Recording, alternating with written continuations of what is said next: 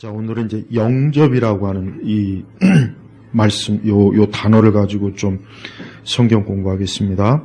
영접이라고 하는 것은 손님을 맞이해서 대접한다는 뜻이에요. 그러니까 누군가를 영접한다 하는 것은 그 사람을 귀하게, 아주 귀하고 소중하게 주인공으로 모시는 거예요. 예를 들면 여러분의 집에 대개 외부 어떤 손님이 오신다. 그러면 이제 그분을 영접한다.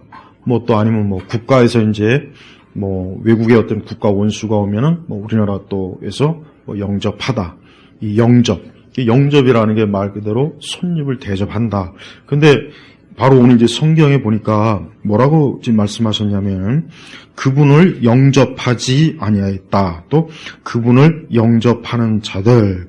그러니까 이 영접이라는 말이 이 성경에서 결국 쓰여진 저 내용은 뭐냐면 사람들이 예수님을 귀하게 소중하게 그분을 맞아들이는 거예요. 그러니까 모시는 겁니다. 그러니까 누군가가 예수님을 믿는다 했을 때 그 전제가 뭐냐면 그분을 영접해야 되는 겁니다. 그러니까 예수님에 대한 그 중요성이 이제 여기서 나타나는 거예요. 그러니까 어떤 사람이 예수님 믿지 않는다. 그러면 우리가 이 말씀을 휘쳐보면 그 사람은 아직 예수님을 모셔서 그분을 대접하지 않은 거예요. 그러면 또 누가 예수님 믿는다 하는 것은 뭡니까? 예수님을 모셔서 대접한다. 그러니까 여기서 우리가 알 수 있는 건 뭐냐면 예수님을 믿는다는 게 여기서 이제 중요한 겁니다. 이 믿음의 요소가 뭐가 있냐? 바로 예수 그리스도 그분의 인격체를, 그분을 실체를 모시는 거예요. 그러니까 우리가 신앙이라고 하는 것은 어떻게 보면은 이 관념적일 수 있어요. 그냥 우리가 사실 예수님을 눈으로 본 것도 아니고, 하다못해 예수님의 그 인성의 모습을 본 것도 아니에요. 예수님의 신성을 우리가 볼 수도 없지만은.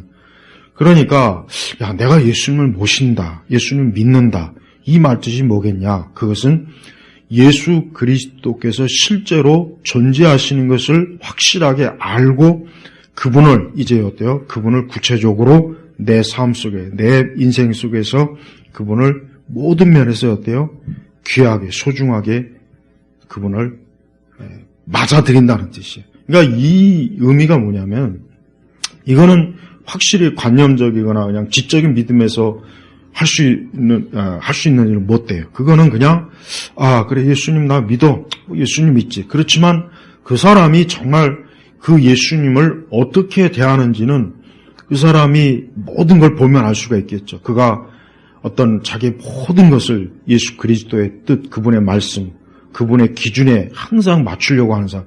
이 사람이 바로 영접하는 사람이에요. 왜?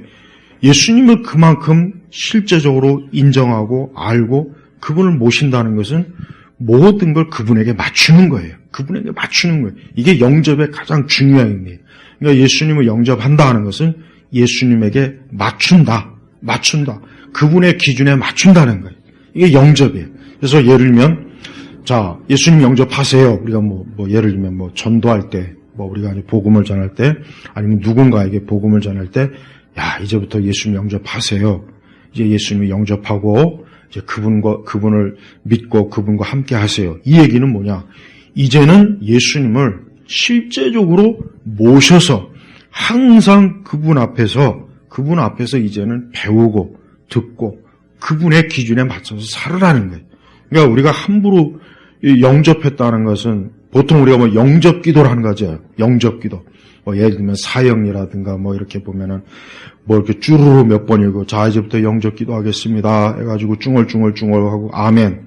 그게 아니에요. 그게 아닙니다. 그거는 진짜 말 그대로 형식적인 겁니다. 그게 아니라 실제로 이 예수 그리스도가 어떠한 분인지를 알고 그리고 내가 이 예수님을 정말 모시면은 이제 그때부터는 나는 예수님에게 모든 기준을 맞춰야 되는데 내가 과연 그럴 수 있겠는가? 내가 과연 그게 좋은가? 하는 것을 진지하게 따져봐야 돼요. 바로 그겁니다. 왜 우리가 즉석신앙, 즉석 영접 기도가 왜 잘못됐느냐? 예를 들면 군대 가면은 진중세례라 그래가지고 수천 명 있는 데다 그냥 물 뿌려가면서 이제 세례주고, 이제는 너는 예수님 영접했다. 영접하긴 뭘 영접해? 그거 끝나면 빵이나 처먹고, 담배 피고 술 먹고, 그거 군대에서 한두 번 본 게 아니라고. 그건 영접한 게 아니에요. 그건 영접한 게 아니라고, 그거를. 그러니까 군대에서 이런 진중세례 이런 거 하면 안 돼요. 그게 뭐 기독교 선교에 도움이 될 거라고 생각하는데 절대 그렇지 않습니다. 영접한다는 것은 정말 그 영접하는 대상을 진지하게 생각하고 나서 영접을 해야 돼요. 그렇지 않고 알지도 못하면서, 제대로 알지도 못하면서, 그래, 나 영접했어. 그게 아니라고요. 그러니까 우리가 보통 그냥 뭐 영접 기도하는 건 그게 이렇게 함부로 할 게 못 돼요. 정말 내가 예수님을 진짜 주인으로 이분을 모셔야 되나? 그것도 내가 평생, 그리고 내가 모든 인생에 있어서 매사에 정말 이분을 내가 주인으로 이분의 뜻에 다 따라야 되는데, 이게 영접이라고, 이게. 이게 얼마나 이게 힘든 겁니까? 그래서 진짜 예수님을 영접한 사람이 말 그대로 진짜 그 사람이 그리스도인이야. 그러나 그냥 형식적으로, 가짜로, 그냥 그냥, 난 예수님 영접했어. 그거는 예수님을 모신 게 아니에요. 그건 여전히 예수님을 손님, 외부 손님이에요, 외부 손님. 예수님을 영접했다는 것은 그분을 바로 영접이라고 하는 것은 보통 우리가 우리 집안에 내가 있는 곳으로 모시는 거예요. 모시는 거. 내 안방, 내 거실, 내 집에. 예수님이 실제로 내 삶 속에 완전히 그분을 모셔야 되는 거예요. 그런데 예수님을 완전히 모신다는 것은 그만큼 그리스도에게 모든 걸 맞추는 건데 그게 쉽겠냐 이거야. 어려워요. 그렇지만 그러면 생명이고 그러나 예수님을 영접하지 않으면 그 사람은 여전히 뭡니까? 하나님과는 원수예요. 원수. 그러니까 예수님을 영접한다고 했을 때 그 영접 요청을 할 때 대충 그냥 이제부터 예수님 믿으세요. 영접하세요. 그렇게 가볍게 껌씹듯이 하지 말고 앞으로 너가 예수님을 영접하면은 이제는 너는 이제 평생 살아서나 죽어서나 하이델베르그 요리문답에 있죠. 오직 그리스도가 이제 너의 전부고 너의 주인이고 너의 가장 최우선의 사랑의 대상이고 그분을 가장 존귀하게 여기게 될 그분으로 인격체로 그분을 실제로 함께하는 거다. 이게 영접이다. 그런데 너가 영접한다고 해놓고서 그분과는 반대되는 그분의 뜻과는 맞지 않는 네가 길을 간다는 것은 아직도 너가 예수님을 진짜 지극정성으로 그분을 모시는 게 아니다. 그러니까 영접이라는 것을 정말 하길 바라지만 아직 영접할 준비가 안 됐으면 그렇게 함부로 쉽게 영접한다고 하지 말아라. 이렇게 해줘야 되는 거예요. 근데 이 즉석 전도, 즉석 복음 전도가 문제가 뭐냐?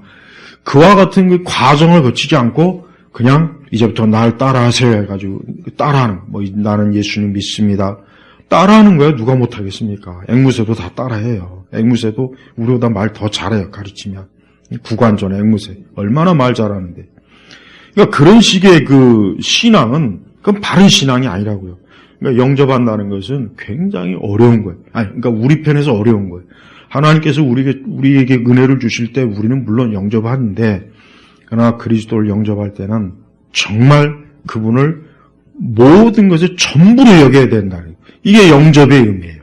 그러니까 예수님을 모든 것을 전부로 여기지 않으면서 난 예수님 영접했습니다 하는 것은 그거는 아직도 내 방으로 내 집으로 모시지도 않았으면서 문 밖에 세워놨으면서 난 그분을 영접했습니다 하는 것과 똑같은 거란 말이에요. 그래서 사실 우리 교회를 다니는 그리스도인들이 나는 정말 예수님을 영접했는가? 이거는 예수님을 가장 최우선으로 전부로 딱 모셔서 이제 그분이 나의 가장 내 자식보다 아내보다 내 친척보다 부모보다 형제보다 어느 것보다 가장 그분을 우선시하는 거예요.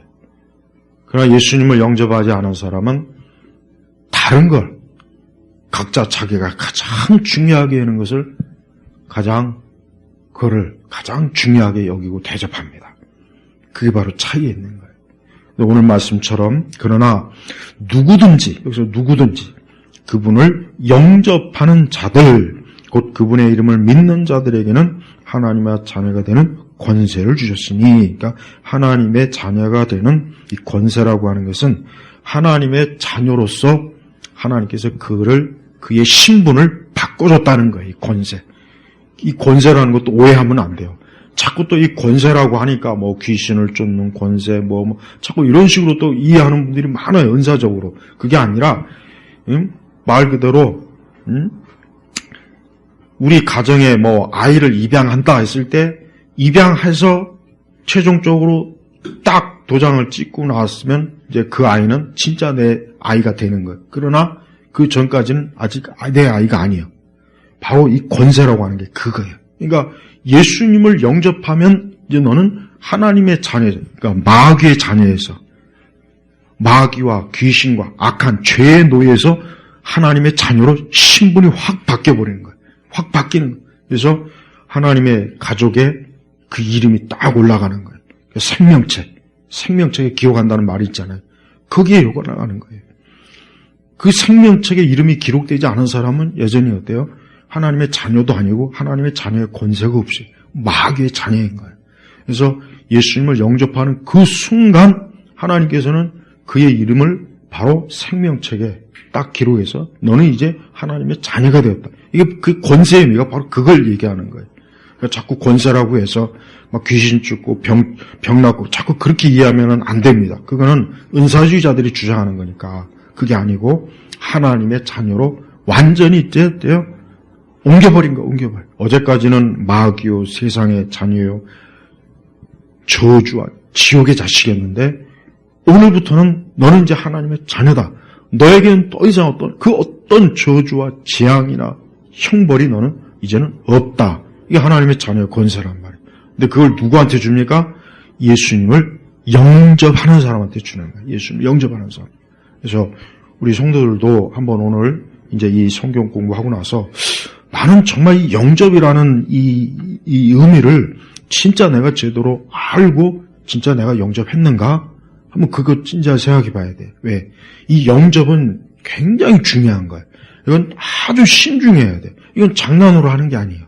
이 영접은 정말 예수님만을 유일하게 그분이 가장 최우선으로 마치 마르다와 마리아가 예수님을 자기 집에 모셨죠? 그게 영접이에요. 영적으로 그게 바로 영접이라고. 그래서 마리아가 그 예수님만 쳐다보면서 그분의 말씀, 그게 바로 영접한 거예요. 그거예요. 바로 딱 그걸 얘기하는 거예요. 그러니까 그게 바로 우리의 인생에서, 우리의 삶 속에서 항상 그럴 때 이 사람은 진짜 예수님 영접했구나 하는 것을 증거하는 것입니다. 진짜 그렇습니다. 예수님 영접하는 사람은 하나님의 자녀가 돼서 이제 그가 하나님의 사랑을 받고 하나님의 돌보심을 받고 하나님의 인도하심도 받고 하나님께서 그를 하나님 나라의 기업을 물려주시고 이 자녀의 되면 그 순간부터 너무나 많은 것들을 그냥 하나님 막 부어주셔요. 그러나 자녀가 되기 이전까지는 모든 불행과 저주와 재앙은 다 그의 몫이에요. 그래서 예수님 안 믿으면 정말 문제가 큽니다. 이 문제는 보통 큰 게 아니에요. 너무 커요. 이거는 단 한 번의 인생의 문제이기 때문에 번복할 수도 없는 문제예요. 제발 우리가 나는 정말 예수님을 영접합니다. 주님, 나는 이 시간 예수 그리스도를 진정으로 영접합니다 하고 여러분이 이제 마음으로 고백하고 인정하시는 그런 또 다시 한번 혹 그런 시간이 좀 되신다면 오늘 이 하나님의 자녀가 되는 권세를 우리 주님이 주신다고 약속했으니까 이 권세를 꼭 누리시길 바랍니다. 기도하겠습니다. 하나님 아버지, 우리 예일교회 우리 온 성도들 아주 어린 아이부터 아기부터 우리 장년 모두가 다 오늘 이 요한복음 1장 12절의 말씀처럼 하나님의 자녀가 되는 권세를 다 주셔서 우리 모두가 하나님의 자녀로서 현세와 내세를 복되게 살 수 있도록 역사하여 주옵소서. 간절히 기도하며 예수 그리스도의 이름으로 기도 올렸습니다. 아멘.